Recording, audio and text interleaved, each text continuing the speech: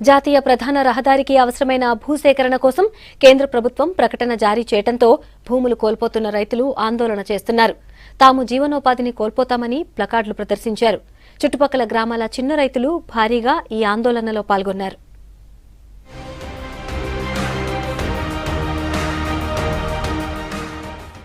NH 365 పై ఖమ్మం నుంచి Devarapalli section వరకు 4 లైన్ల నేషనల్ హైవే కోసం భూసేకరణ జరుగుతోంది. దాంతో వైరా, కొణిజర్ల మండలాల్లోని రైతులు తమ భూములు కోల్పోయే పరిస్థితి ఉంది. సాగర్ ఎడమ కాల్వతో పాటు వైరా రిజర్వాయర్ కుడి ఎడమ కాల్వల ఆయకట్టులో విలువైన భూములున్నాయి. వీటిల్లో వరి, మిర్చితో పాటు మరికొన్ని వాణిజ్య పంటలు సాగవుతున్నాయి. స్థానిక రైతులకు ఈ భూములే జీవనాధారం. ఇక్కడ 2 పంటలు పండుతాయి. వీటిపైనే తమ పిల్లల భవిష్యత్తు ఆధారపడి ఉందని ఆవేదన వ్యక్తం చేస్తున్నారు రైతులు. భూములు కోల్పోతున్న రైతులు విచారణ అధికారి ముందు తమ గోడు వెళ్లబోసుకునేందుకు వచ్చారు. రైతుల ఆందోళన చూసిన జిల్లా కలెక్టర్ ఆర్వి కర్ణన్ లోపలికి రాకుండానే వెనుతిరిగి వెళ్లిపోయారు. రైతులకు అన్ని రాజకీయ పార్టీలు సంఘీభావం తెలిపాయి. తర్వాత పోలీసులు జాయింట్ కలెక్టర్ ఆయేషా మస్రత్ ఖానంతో రైతులకు మాట్లాడే అవకాశం కల్పించారు.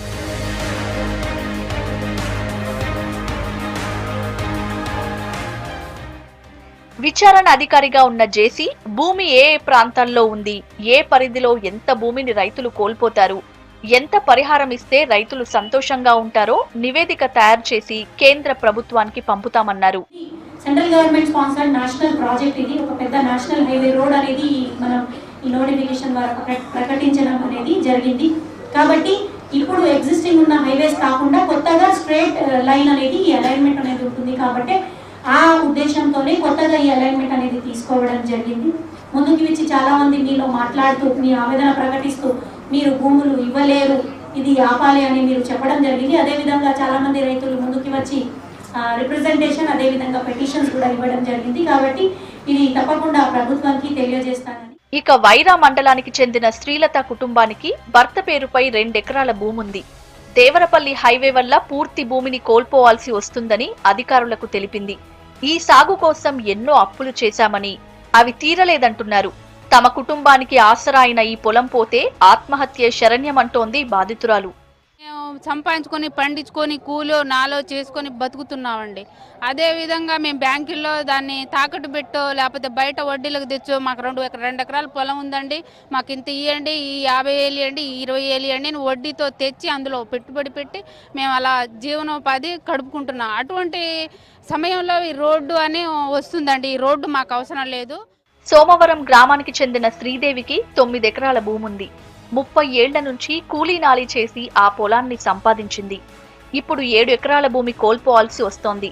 పిల్లల బాధ్యతలు కూడా తీరలేదని రాత్రికి రాత్రి వచ్చి భూమినిచ్చేయమంటే ఎలాగని ప్రశ్నిస్తోంది. మాకు 9 ఎకరాల పొలం ఉందండి. 30 సంవత్సరాలు కష్టపడి మేము 9 ఎకరాల పొలం తయారు చేసుకున్నాము. మా కోసం, మా కుటుంబం కోసం. ఇవాళ ఆ పొలం 7 ఎకరాలు పోతుంది. ముక్కలు మిగిల్చి ఒక 2 ఎకరాలు ఉంటుంది అంటున్నారు. మేము తర్వాత ఏం చెయ్యాలి? మేము 50 లక్షలు కాదు, 60 లక్షలు కాదు, ₹1,00,00,000 ఇచ్చినా కూడా మా భూములు అయితే మేము ఇవ్వండి. మేము చెప్పదలుచుకుంది ఇది. మించి ఏదన్నా వస్తే మేము మందు దాగి సావటానికి సిద్ధం. రైతులు మొత్తం మేమన్నా కోల్పోతాం కానీ మా భూములు మేము కోల్పోము ఎట్టి పరిస్థితుల్లోనూ. ఇక పెద్ద గోపతి గ్రామానికి చెందిన రామారావుకి 2 ఎకరాలుంది.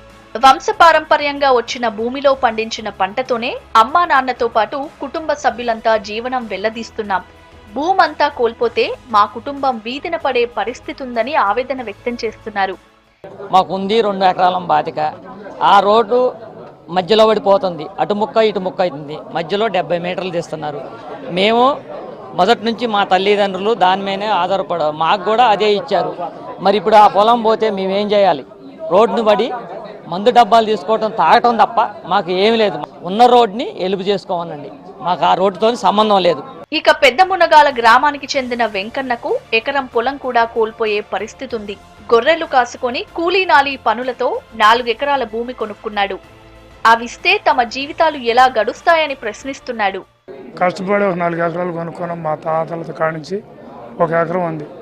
మరి ప్రభుత్వం తీసుకుంటే మరి ప్రభుత్వాన్ని మేము ఎదురుపోలేము. దయచేసి ప్రభుత్వం, కలెక్టర్ గారు కానీ, అమ్మారావు గారు కానీ, కేసీఆర్ గారు కానీ దయచేసి మాకు సాయం చేయాలి. మా రోడ్డు ఆఫ్ చేయండి, ఎటన్నా పెట్టుకోండి, రోడ్లు అడలిపి చేసుకోండి. వాస్తవంగా ఈ రోడ్డు అవసరం లేదు. దీనికంటే ఇప్పుడు ఏదైతే ఖమ్మం సూర్యాపేట రోడ్డు ఉందో ఆ రోడ్డునే వెడల్పు చేసుకోవడానికి అవకాశం ఉంది. సుమారు 20,000 ఎకరాలు భూమి కోల్పోయే పరిస్థితి ఉంది. పాత అలైన్మెంట్ ప్రకారమే రోడ్డుని నిర్మించాలని చెప్పి రైతు సంఘం వైపు నుంచి మేము డిమాండ్ చేస్తాం. ఈ హైవేతో 5 మండలాల రైతులు బాధితులవుతారు. కిలోమీటర్కి 18 ఎకరాల భూమి చొప్పున 98 కిలోమీటర్లకి 20,000 ఎకరాల భూమిని చిన్న రైతులు కోల్పోతున్నారు. అందువల్ల దేవరపల్లి 4 లైన్ రోడ్డు నిర్మాణాన్ని ఉపసంహరించుకోవాలని డిమాండ్ చేస్తున్నారు ఖమ్మం జిల్లా రైతులు.